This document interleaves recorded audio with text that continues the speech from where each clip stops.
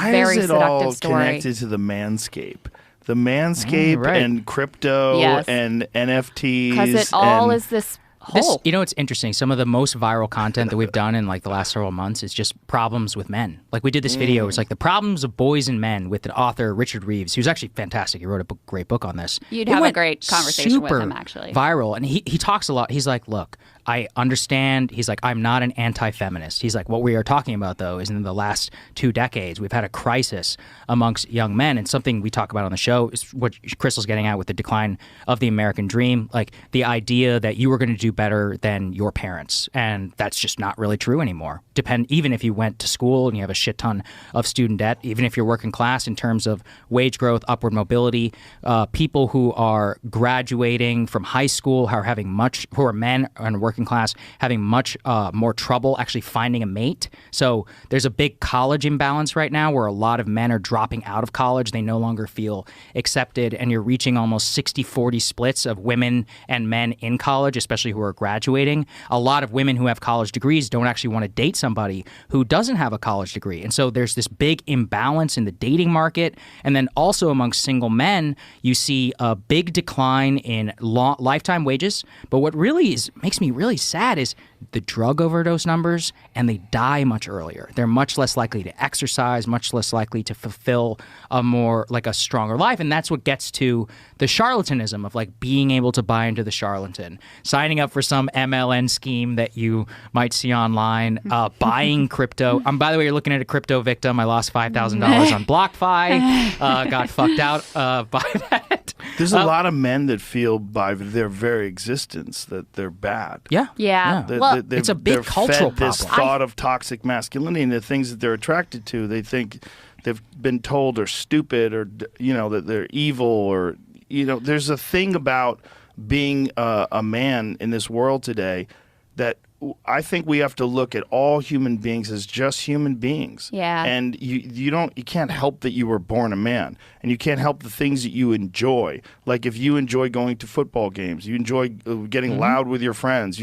This idea of toxic masculinity. It's like, yeah, there's toxic aspects of men, and that's real. That's a reality of being a male human being. If you look at the history of war, it's all started by men. Men did all of it. Men do all the raping. I had this guy on the podcast once. It was hilarious. He goes, actually, statistically speaking, men get raped more than women do. I go, yeah, by other men, you fucking idiot.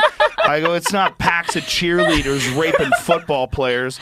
The fuck is wrong with you? The problem is 100% men. That's the problem with manosphere, is that there's grifters in the manosphere that aren't actual real men. Yes. And by real men, I mean they don't have resolve. Like if you took them on a hike, they would get tired. They would sit down. You would have to leave them behind.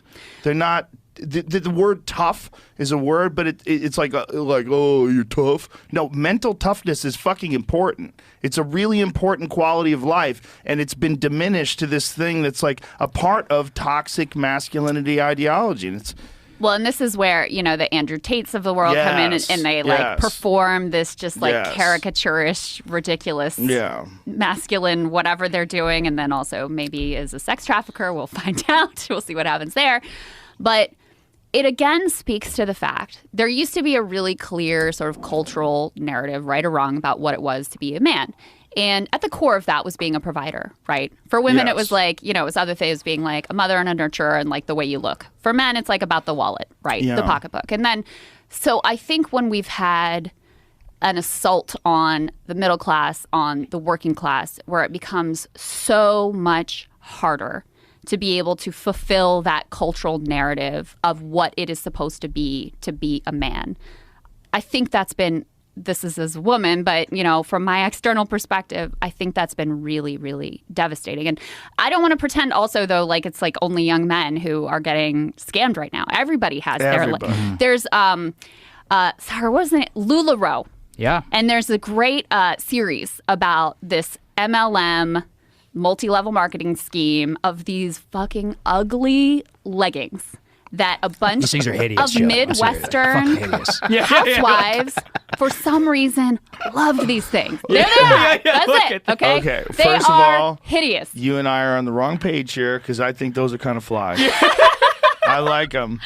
That's some shit. If my wife wore, I'd be like, I like those. Yeah, so would you let your wife buy them off Facebook Live from another Mormon lady? 100%. I don't have any say over what she buys. That's how we work. Get those for your wife for her birthday and see how she feels about it. I'm a non-criticizer of my wife's behavior. That's a good idea. Yeah. But so, I mean, the thing that they sold to the women who ended up like selling these beautiful leggings. I think they're fly. Beautiful fly leggings. Stars on them and shit. I like it. You're going to be able to make your own money. You're going to have like this financial you sell independence. them to other people who like cool shit. You're going to be able to still have time with your kids. You're going to be able to have it all. But then as the thing went on, and originally there was like a real demand for these leggings and people really did want them. So you felt like, oh, I'm doing the thing. But then as time goes on, the only people who are making money are the people who are convincing more to get into the legging sales business. And, you know, it's a classic, basically, pyramid scheme.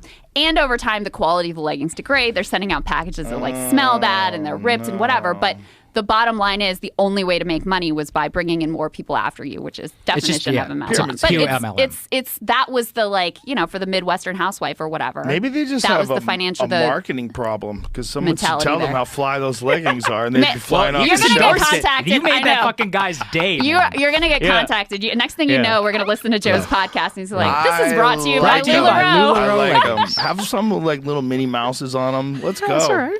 Let's go. But I think it's also a broader cultural thing where being in the mainstream, you know, mainstream masculinity is not really represented. And because of that, that also opens a space for a lot of grifters.